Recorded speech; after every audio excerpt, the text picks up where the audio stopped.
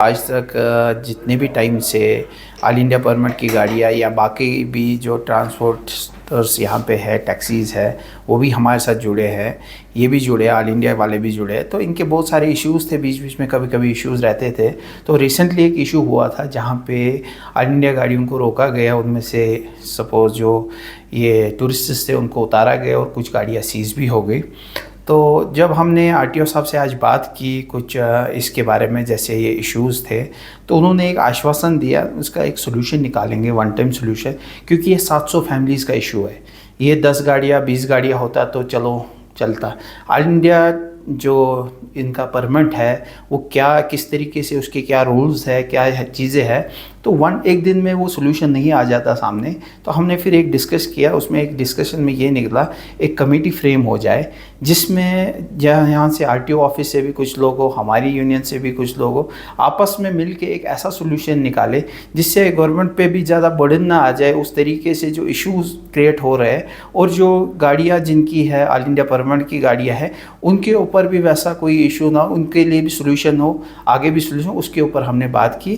तो अच्छा, आपके माध्यम से ये भी मैं बताता हूँ, जितनी भी गाड़ियाँ अभी तक हमारे साथ जुड़ी है वैली में, और कुछ गाड़ियाँ अभी छूटी है हमारे साथ जो अभी तक हमारे साथ रब्ता नहीं कर पा रहे हैं, उनके लिए भी एक चीज़ है, वो हमारे ऑफिस आ जाए, हमारे से कांटेक्ट करें, ताकि आने वाले टाइम में जो हम लिस्ट एक बना रहे हैं टोटल गाड़ियाँ कितनी है, इसका एक ही बार एक ही सोल्यूशन आ जाए, न कि बार बार इसका हर टाइम एक एक इशू बढ़ता है, वो चीज़ें लोगों का। जो आप बात कर रहे हैं, जैसे प्राइवेट गाड़ियाँ बहुत सारी ऐसी है जो एग्रीगेटर्स के साथ चल रही है। जितने भी एग्रीगेटर यहाँ पे है, या एग्रीगेटर्स के पास किसी के पास लाइसेंस नहीं है, बिना लाइसेंस के चल रहे। कुछ एग्रीगेटर ऐसे भी है जिनको प्रोविजनल लाइसेंस दी गई थी, उनने उसको कंटिन्यू परमिट नहीं किया, उसका जो डॉक्यूमेंटेशन भरनी थी वो भी नहीं भरा है। तो हम आरटीओ साहब से ये भी अपील कर रहे हैं, भाई एक चीज़ है, जितने भी आपके पास एग्रीगेटर्स है, क्या पॉलिसी एग्रीगेटर्स के लिए है, वो पॉलिसी सामने आनी चाहिए। और ख़ासकर जितने भी यहाँ पे प्राइवेट नंबर गाड़ियाँ जितनी भी है उनको सीज़ किया जाए, क्योंकि उस वजह से बहुत सारे लोग परेशानी में मुब्तला होते हैं। क्योंकि कहीं ना कहीं माँ बहन कभी भी कोई गाड़ी ये बुक कर लेती है, उसको वाइट नंबर प्लेट आता है, तो कहीं ना कहीं उनको मोहल्ले में उस तरीके से देखा जाता है, शायद इसको किसी ने आज छोड़ा, कल इसको कोई और छोड़ रहा है। तो उस वजह से यहाँ का माशरे में भी कोई दिक्कतें, बहुत सारी दिक्कतें आ रही है। तो आपकी मदद से एक रिक्वेस्ट है ट्रांसपोर्ट कमिश्नर को भी, आरटीओ साहब को भी, ताकि ये चीज़ें यहाँ ना हो, इनके ऊपर सही से सही, मतलब कड़ी से कड़ी लगाम आनी चाहिए जो भी इश्यूज़ यहाँ पे हो रहे इनकी वजह से। अभी यहाँ पे बहुत सारे टाइम से 2-3 साल से एक चीज़ ऐसा आ रहा है, रात को बंदा सोता है और सुबह एक एसोसिएशन लेके चलता है। खासकर जैसे अभी आपने देखा होगा, इनके जो ट्रांसपोर्टर्स में भी बहुत सारी ऐसी एसोसिएशंस है जो कहीं एग्जिस्ट नहीं करती है, उनका कोई वो वजूद नहीं है। बट वो भी बोलते हैं हम ट्रांसपोर्टर्स है, 3 गाड़ियाँ उनके साथ है, 4 गाड़ियाँ है, 5 गाड़ियाँ लेके वो चीज़ें कर रहे हैं और रजिस्टर्ड भी नहीं है।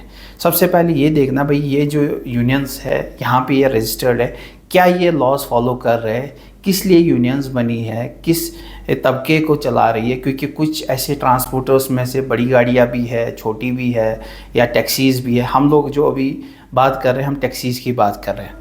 हमने जैसे ऑल इंडिया टैक्सी जितनी भी हमारे साथ है वो लगभग सब हमारे साथ जुड़ी हुई है। और ख़ासकर जो जेके नंबर की है वो कोई कुछ गाड़ियाँ हमारे साथ जुड़ी है।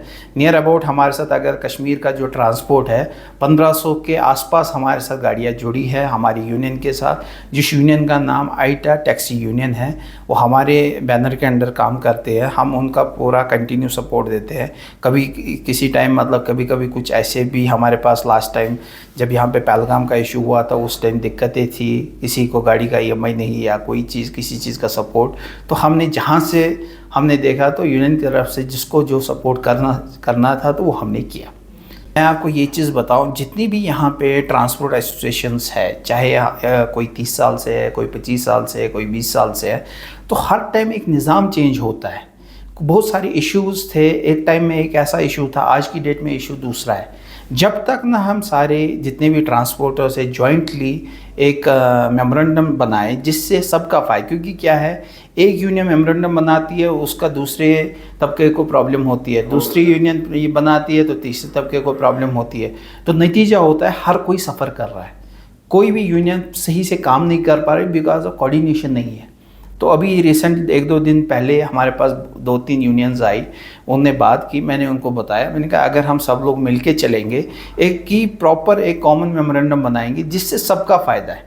देखो हम तो मेन चीज़ है ट्रांसपोर्ट को किस तरीके से बढ़ाया जाए। यहाँ सयाहत आते हैं, टूरिस्ट्स आते हैं, उनके भी बहुत सारे इश्यूज़ है, कंप्लेंट्स रहती है किसी चाहे टैक्सी का एग्रीगेटर के ऊपर या कहीं पे, तो हम उन चीज़ों को रिजॉल्व करें। देखिए अगर इनकी वजह से प्रॉब्लम है, हम वहाँ तक जाए तो हम अपने लेवल पे पहले मसले को हल करें, अगर नहीं हो रहा तो आगे वहाँ तक वो चीज़